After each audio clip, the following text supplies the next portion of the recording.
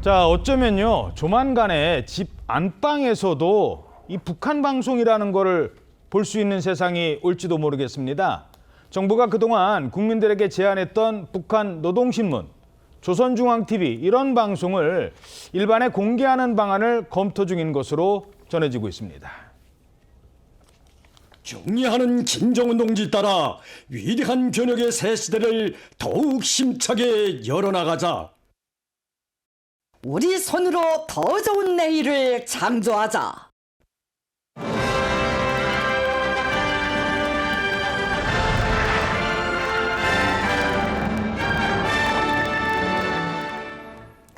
자, 저런 방송을 볼 수 있다, 뭐 이런 얘기가 되는 거예요? 네, 맞습니다. 하지만 조건이 붙는데요. 정부가 최근 체제 선전과 무관한 북한 만화나 영화를 일반인들에게 공개할 것이라는 그런 소식이 전해졌는데, 여기에 더해서 노동신문이나 앞서 보여드린 조선중앙TV 같은 관영 매체도 일반에 공개하는 방안이 여권 내에서 논의 중이라는 소식입니다.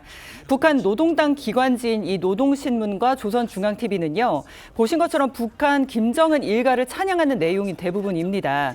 그래서 국내에서는 현재 특수자료로 분류가 돼서 접근이 제한돼 있는데요.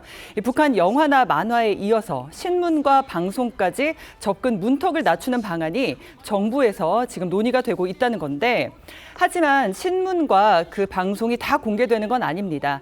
통일부의 그 심의를 거친 내용에 한해서 국민 누구나 볼 수 있게 하는 게 핵심이라는 게 이 통일부 관계자의 전언인데요. 민주당에서 곧 관련 법안을 발의할 예정인 것으로 전해집니다. 자, 하지만 북한 방송이라는 게 대부분 체제 선전 방송이잖아요. 이러면서 우리 사회에 미칠 부작용에 대해서 전문가는 이런 분석을 내놨습니다. 아주 위험천만한 발상이라고 생각을 하고요. 북한이 이걸 개선하고 시정할 의지가 없는 상황에서 개방한다는 것은 오히려 우리한테는 독이 된다고. 자, 그런데 북한은 어떻습니까? 우리 드라마 뭐 이거 봤다고 총살하고 막 그런 제한을 두고 있잖아요. 그런 이야기들이 나오고 있거든요. 북한에서 그 주민들이 한국 드라마나 가요를 접하고 유포했다가 공개 처형을 당했다는 그런 뉴스들이 얼마 전에 나왔었는데, 북한 이탈한 주민들의 증언에 따르면 지인인 20대 남성이 남한 드라마를 유포했다는 죄로 공개 총살을 당했다.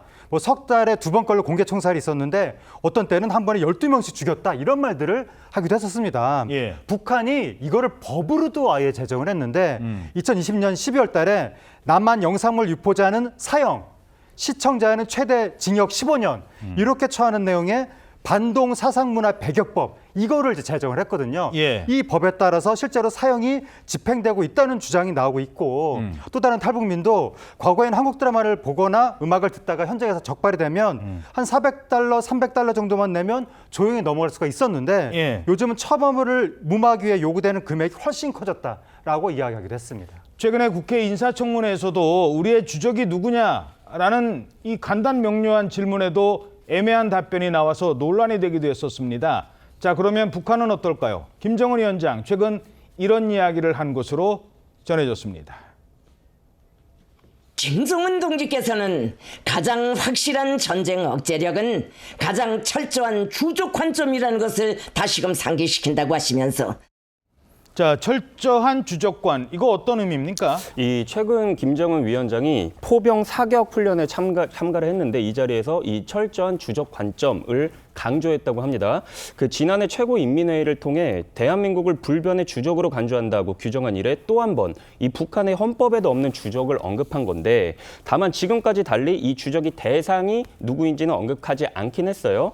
이를 두고 이 남측 수도권을 겨냥하고 있는 그 장사정포를 노출하면서 주적을 언급한 건 대남 위협은 물론 그 최근 러시아 파병으로 습득한 현대전 경험까지 과시한 거라는 해석이 나옵니다. 자, 북한에서는 이렇게 주적을 강조하고 있는데, 우리 정부는 북한의 이 대북방송, 우리가 보내는 대북방송 그거 지금 뭐 중단했는데 재개할 계획이 없는 것으로 전해지고 있죠. 그렇습니다. 통일부는요, 주적이 언급된 앞뒤를 보면 대남 또는 대미 위협 의도로 보기는 어렵다라고 선을 긋고 있습니다.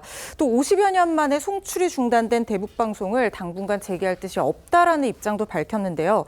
정부 관계자는 이렇게 대북 방송을 중단한 이유에 대해서 지난해 초에 북한이 먼저 대남 방송을 중단한 데 따른 조치다 이렇게 얘기를 했는데, 일각에서는요, 북한의 김정은 위원장이 2023년 말에 남북은 적대적 두 국가다 이렇게 선언한 뒤에 이루어진 남북관계 단절 조치를 정부가 먼저 나서서 좋게 해석을 해준다는 거예요. 그러니까 대남 유화책처럼 해석을 해서 이 대북 방송까지 중단시킨 거 부적절한 것이 아니냐, 이런 얘기까지 나오고 있습니다. 미국 한 전문가는요, 대북 방송의 중단은 김정은의 승리다 이런 표현을 하기도 했습니다.